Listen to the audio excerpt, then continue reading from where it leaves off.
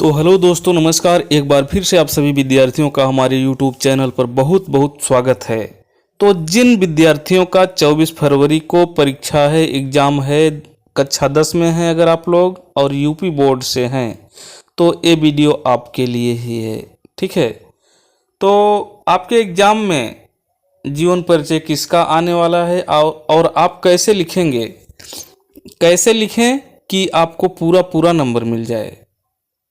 बहुत लोग लिखते हैं, सही सही लिखते हैं, तब पर भी नंबर पूरा नहीं मिलता है। लेकिन कैसे लिखें कि पूरा नंबर मिल जाए, तो इस वीडियो को आपको देखना पड़ेगा, तभी आप जान पाएंगे कि कैसे पूरा नंबर मिलता है। तो चलिए देखते हैं, और किसका एग्ज़ाम में आएगा वो भी देखते हैं। तो इस बार यानी 2025 में 24 फरवरी को आने वाला है। एक तो आप याद कर लेंगे तुलसीदास को, तुलसीदास का जीवन परिचय एक याद कर लेंगे। दूसरा सूरदास का याद कर लेंगे।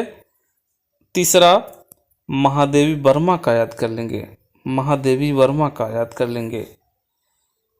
तीन तो जरूर याद कर लेंगे। ठीक है, तीन याद कर लेंगे, तीन में से आपको एक मिल जाएगा। तीन याद कर लीजिए, तीन में से एक आपको मिल जाएगा। तो तुलसीदास का जीवन परिचय आज देखते हैं, क्योंकि तुलसीदास बहुत ही महत्वपूर्ण है और आपके एग्जाम में इस बार देखने को मिलेंगे।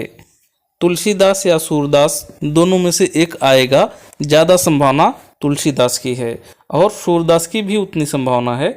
तो सूर और तुलसी को आप नहीं छोड़ेंगे, इनको जरूर ध्यान में रख करके याद कर लेंगे। और लिखना कैसे है, पूरा नंबर कैसे पाना है, तो चलो देखते हैं। सबसे पहले जिसका लिखना है उसका नाम यहाँ पर लिखिए और ऊपर प्रश्नोत्तर नंबर डाल दीजिए। इसके बाद जीवन परिचय हेडिंग डालिए। इसके बाद यहाँ से शुरू कर दीजिए। गोस्वामी तुलसीदास जी का जन्म सन 1532 ईस्वी भाद्रपद शुक्ल पक्ष एकादशी संवत 1589 विक्रम संवत में बांदा जिले के राजापुर ग्राम में हुआ था। तो ये विक्रम संवत जरूरी नहीं है लिखना आपको, सिर्फ सन 1532, जो कि ये सर्वमान्य मत है, इसको तो लिख देंगे। और एक चीज़ ध्यान देंगे, पूरा नंबर पाने के लिए आपको एक करना होगा। क्या करना होगा?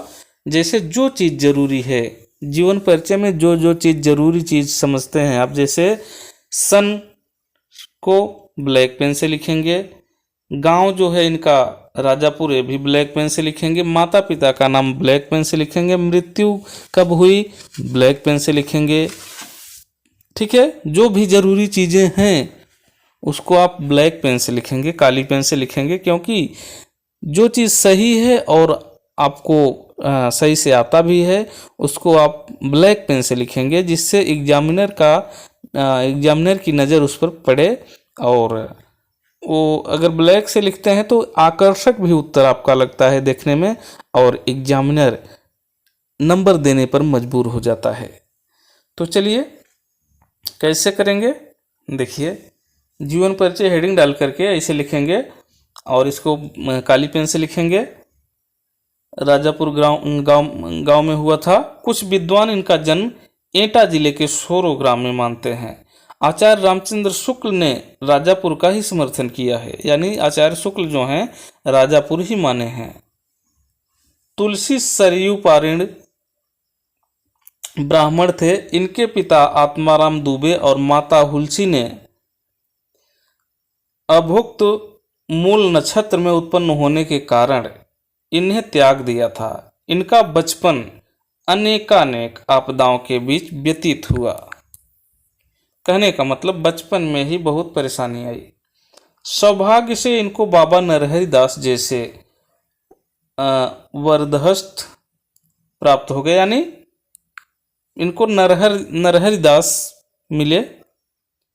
इन्हीं की कृपा से इनको शास्त्रों का अध्ययन अनुशीलन का अवसर मिला। ठीक है,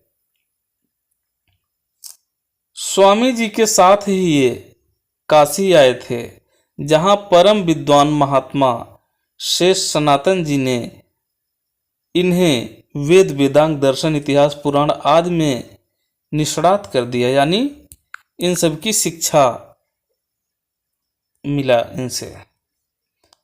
तुलसी का विवाह दीनबंधु पाठक की सुंदर और विदुषी कन्या रत्नावली से हुआ है। इसको ब्लैक से लिख देंगे। इन्हें रहना चाहिए यहाँ। इन्हें अपनी रूपवती पत्नी से अत्यधिक प्रेम था। एक बार पत्नी द्वारा बिना कहे मायके चले जाने पर अर्धरात्रि में आंधी तूफान का सामना करते हुए ये अपनी ससुराल जा पहुंचे। इस पर इनकी पत्नी ने इन्हें धिक्कारा। और देखिए, ये जो दोहे हैं, जन्म और मृत्यु के संबंध में जो दोहे आएंगे, इसको आपको जरूर लिखना होगा। क्यों? यही आपका नंबर बढ़ाता है। और इसको सजा करके अच्छे से लिखेंगे, जैसे यहाँ पर लिखा गया है इसमें, इसी तरह से लिखेंगे। और अच्छी पेन से लिखेंगे आप। ब्लैक पेन होनी चाहिए और एकदम थोड़ा मोटा चलना चाहिए, देखने पर ज़्यादा ब्लैक दिखे, ऐसी पेन होनी चाहिए। तो इनके संबंध में दोहा है, अस्थि चर्ममय देहमम तामे ऐसी प्रीत, तैसी जो श्री राम होत न तव भयभीत। तो ये कौन कहा? इनकी पत्नी ने इनको धिक्कारा।